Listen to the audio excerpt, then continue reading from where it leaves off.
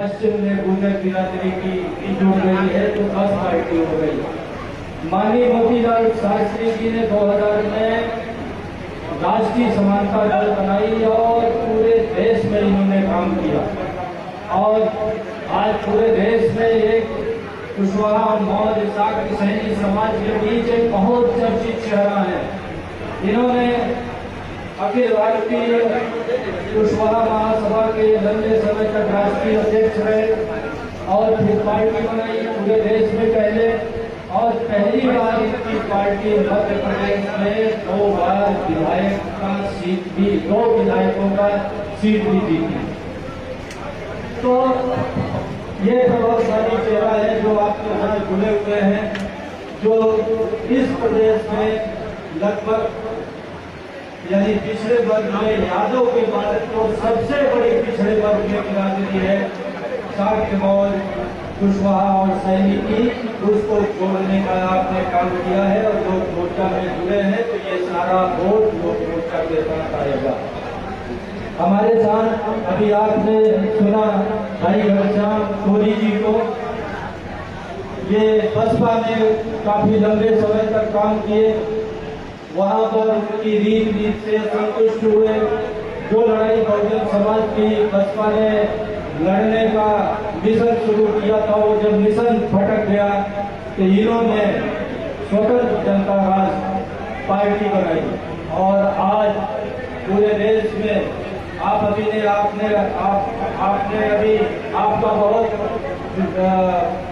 ओजस्वी भाषण सुना।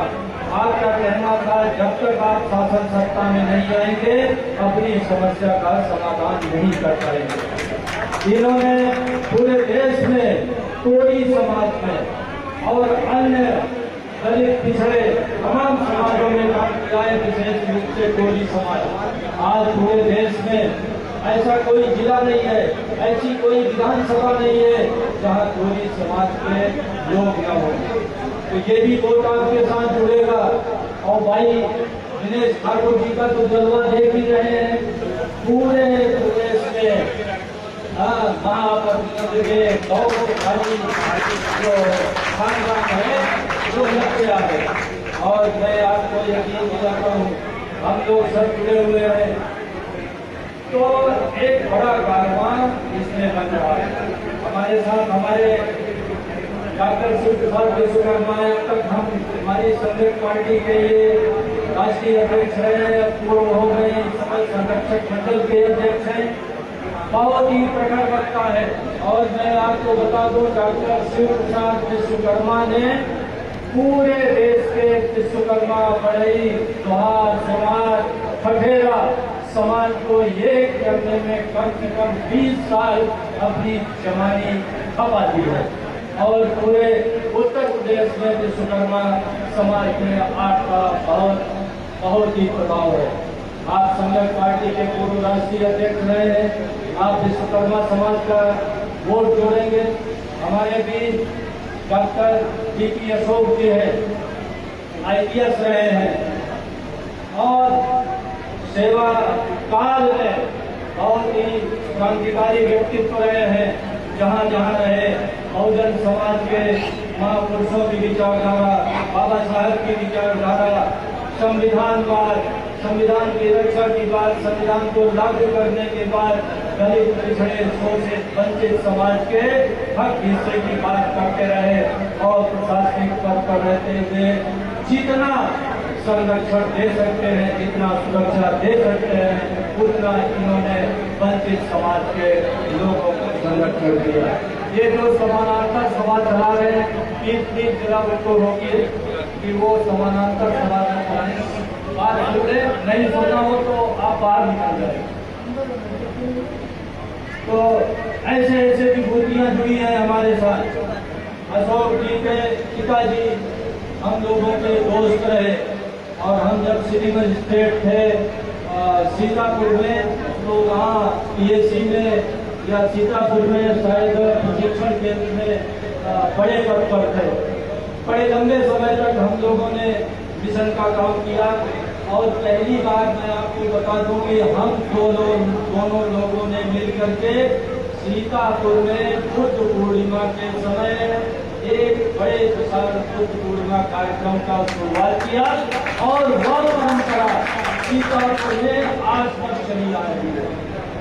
और जहाँ जहाँ गए इनके पिताजी इन्होंने बाबा साहब की बात, बुद्ध की बात, मिशन की बात सब जगह स्थापित किया, बड़ा मजबूती से स्थापित किया।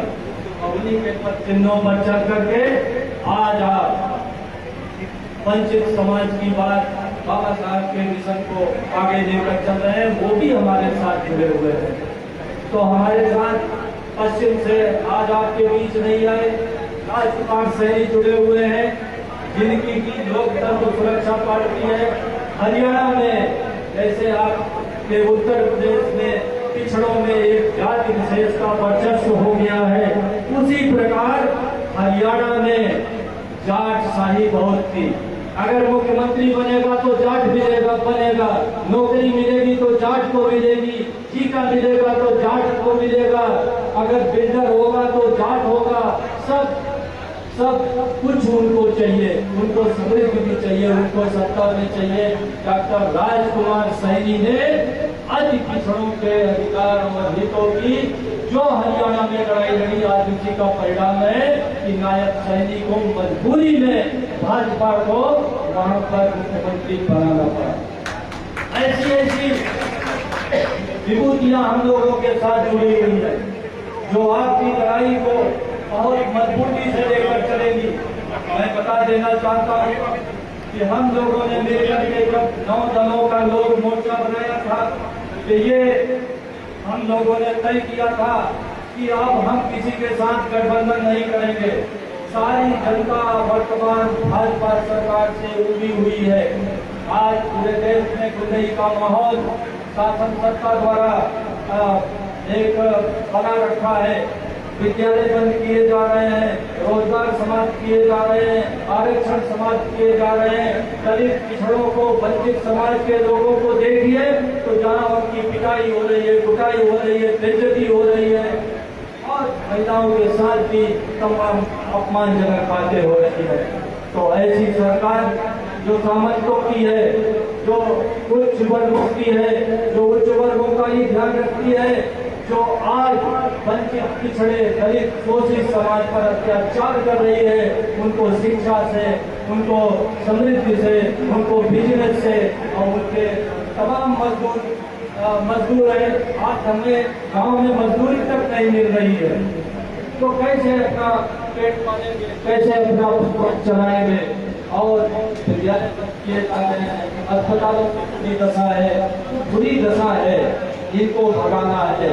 लेकिन सबसे बड़ा लाख टके का प्रश्न था हम लोगों के सामने कि अगर भाजपा को हटा भी देंगे तो हम लाएंगे किसको। तो हमारे पास सिर्फ सपा का विकल्प था। हम लोगों ने 4 बार सपा का शासन सत्ता देख चुके हैं। उन्होंने कभी भी वंचित जातियों को टिकट नहीं दिया। बड़ई, नाई, लोहार, चौहान, पाल, प्रजापति, निषाद, मल्ला, बिंद, इन तमाम जातियों को उन्होंने शायद पूरे 403 में 5 टिकट भी नहीं दिए होंगे। 5 टिकट भी नहीं दिए होंगे। बात पीडीए की कर रहे हैं, आते हैं तो वो भी एक जाति का तांडव शुरू हो जाता है। एक जाति को नौकरी, एक जाति को मंत्रालय, एक जाति को ठीका, एक जाति को पट्टा, और इतना हौसला बढ़ जाता है कि एक जाति का कि उनकी जाति भी गांव में तांडव करने लगती है और सकून से नहीं रहने देती। अगर ये सामंती लोग सकून से नहीं रहने दे रहे हैं तो हम लोगों के बीच ही कुछ ऐसे लोग भी हैं जो पिछड़े के नाम पर, दलित के नाम पर, पीडीए के नाम पर, समाजवाद के नाम पर राजनीति कर रहे हैं, और ये भी हमें सकून से नहीं रहने देना चाहते, हमें हक इसका नहीं देना चाहते। इसलिए लोग मोर्चा ने निर्णय किया कि न सपा न भाजपा को तो हटाना है, लेकिन फिर सपा को नहीं लाना है। और हम लोग एक नया कारवा शुरू करके लोक मोर्चा में माननीय स्वामी प्रसाद मौर्य जी को मुख्यमंत्री का चेहरा तय किया गया। लोक मोर्चा जिंदाबाद। जब उन्हें मुख्यमंत्री का चेहरा तय किया गया तो ये तय किया गया था कि हमारे पास 403 सीटें हैं। आप जरा ध्यान रखिए, उत्तर प्रदेश की विधानसभा की कितनी सीटें हैं? 403 सीटें हैं। और 403 सीटों में पिछड़े वर्ग की आबादी, यानी पिछड़ों में हम कुछ जातियों को निकाल देते हैं। यादव को निकाल दीजिए, कुर्मी को निकाल दीजिए, कुशवाहा मौर्य को भी निकाल दीजिए, लोधी को भी निकाल दीजिए। 4 जातियों को अगर निकाल दीजिए तो 40% आबादी बाकी लोगों की है। लोक मोर्चा ने तय किया है कि 40% आबादी वाले लोगों को 160 से लेकर 200 तक मिल जाएंगे, क्योंकि हम 400 सीटों को। इसीलिए लोक मोर्चा ने तय किया कि हम अपनी लड़ाई लड़ेंगे। हम उनको अधिकार दिलाएंगे, उनको सत्ता तक ले जाएंगे, जिनको स्वतंत्रता के 75 साल के बाद तक आज तक 40-50 टिकट भी कुल मिलाकर नहीं दिया गया। तो ये बड़ी लड़ाई का हम लोगों ने तैयारी की है। लोधी बिरादरी को भैया 50 टिकट मिलेगा, आप घबराइए मत। लोधी बिरादरी के लिए 50 टिकट तय है। महापद्मनंद के वंशजों के लिए 20 टिकट है, जरूरत पड़ेगी तो 30 टिकट लड़े भाई। यहाँ तो संविधान खाली है। 403 विश्वकर्मा समाज भी लड़ेगा कम से कम 25 सीटों पर। मल्लाह हिंद कम से कम 30 सीटों पर लड़ेंगे। पाल प्रजापति को भी हम लोग 20-20, 25-25 सीटें देंगे। सब लोग लड़े, कोई बिरादरी भी लड़े, 30 सीटों पर लड़े। यहाँ तो सब खाली है। हम लोगों को न सामंतों को टिकट देना है, न हम लोगों को पिछड़ी जातियों के जो बड़े हुए अगले लोग हैं उनको टिकट देना है। तो आज मैं मंच की ओर से और हमारे जो लोक मोर्चा के संरक्षक हैं, संयोजक हैं, माननीय स्वामी प्रसाद मौर्य की ओर से यह आश्वासन देना चाहता हूं कि समाज तैयारी करे और 20 से 25 सीटों पर लड़ने का काम करने की कोशिश करें। और जहां आपको आज तक स्वतंत्रता के बाद 5 टिकट भी नहीं मिले होंगे, पहली बार लोक मोर्चा आपको 25 टिकट 20 टिकट देगा। आप तैयारी करिए। और कौन कहता है कि अगर ये विधानसभा में किसी जात की जनसंख्या 10,000 है या 5,000 है और 3,000 है तो क्यों नहीं वो जीत सकते? जब हम सब एक हैं, सारे लोग एक हैं, तो किसी की जनसंख्या अगर 100 भी होगी तो हम सब लोधी, कुशवाहा, विश्वकर्मा, निषाद, पाल, प्रजापति सब मिलकर के उस 100 वाली जनसंख्या के भी जात को हम जिता सकते हैं। ये संकल्प करने की जरूरत है, ये एकता करने की जरूरत है। और आज इनको करने दीजिए, जो कर रहे हैं, स्कूल बंद कर रहे हैं, करने दीजिए। क्या किया जा सकता है? शासन सत्ता है, इसके विरुद्ध भी हम लोग आंदोलन शुरू करेंगे, लड़ाई लड़ेंगे। लेकिन 27 बहुत दूर नहीं है, 27 बहुत दूर नहीं है। हम लोग सदियों से अपमान झेलते रहे हैं, शिक्षा से वंचित रहे हैं, समृद्धि से वंचित रहे हैं, व्यवसाय से वंचित रहे हैं, सत्ता से वंचित रहे हैं। तो आपको उत्तर प्रदेश में बहुत ज्यादा अब प्रतीक्षा करने की जरूरत नहीं है। 2027 में लोक मोर्चा की सरकार बनेगी। माननीय स्वामी प्रसाद मौर्य उत्तर प्रदेश के चीफ मिनिस्टर बनेंगे।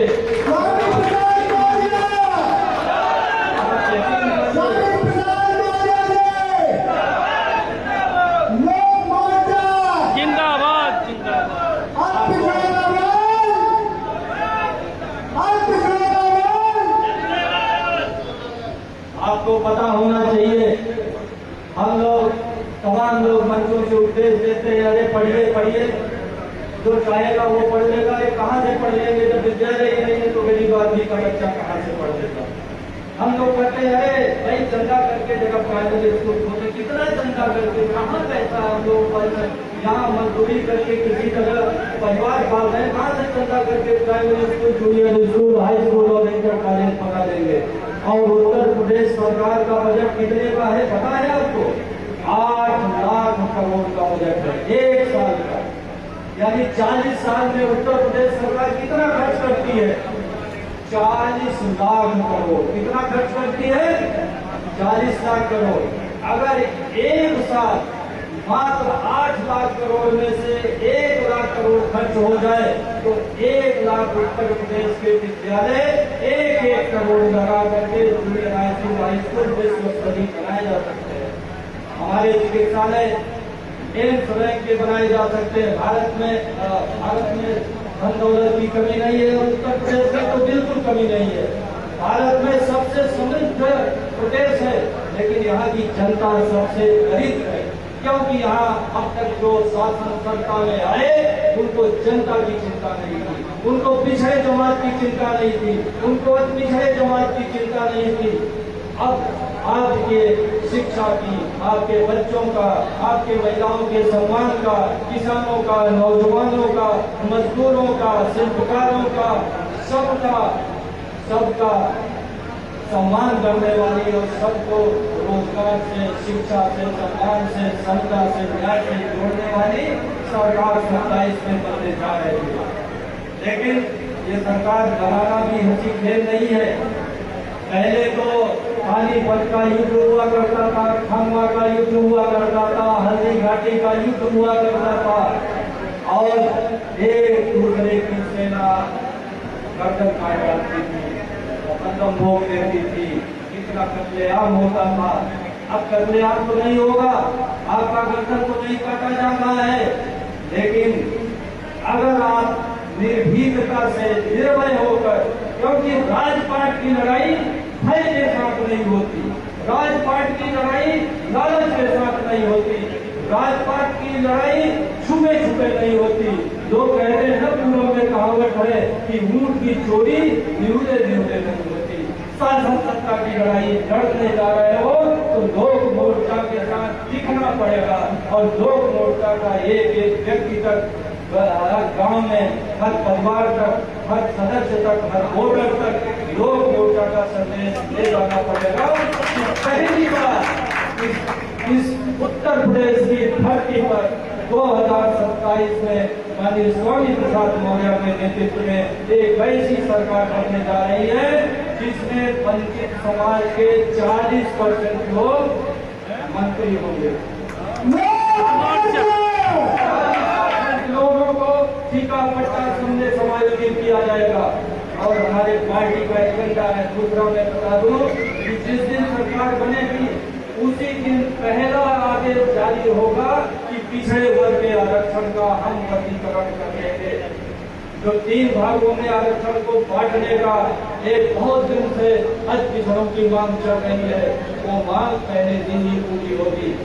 तो हम सभी लोगों से चाहते हैं कि आप लड़ाई लड़िए और हम लोग बहुत बड़ा इस देश में काम किए हैं।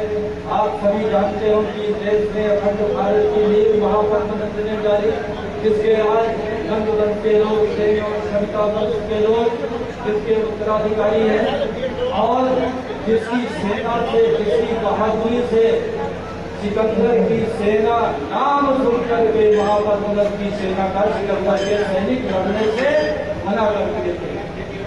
तो हम लोग ऐसा इतिहास बनाए और वंश ने फिर आगे अखंड भारत बनाए। तो अखंड भारत के निर्माता है तो कोई करोड़ा लेकर के थोड़ी अखंड भारत बनाए। बाहुबल से, बुद्धिबल से, संगठन से, कौशल से बनाए हैं, सबको जोड़कर बनाए हैं, सबको साथ लेकर बनाए हैं। हमें राष्ट्र और समाज की, देश की सबसे बड़ी चिंता रही है। हमने एक मजबूत राष्ट्र बनाया, मजबूत देश बनाया है। अभी तो ये लड़ाई की शुरुआत है। उत्तर प्रदेश में एक स्वस्थ, समता में, न्याय में, सुख, शांति, समृद्ध, शिक्षा से संपन्न प्रदेश की शुरुआत करिए और आगे पूरा देश और राष्ट्र भी हमारा होगा। इसी के साथ मैं अपनी बात समाप्त करता हूँ। जय हिंद, जय भारत, जय हिंद। लोक मोर्चा।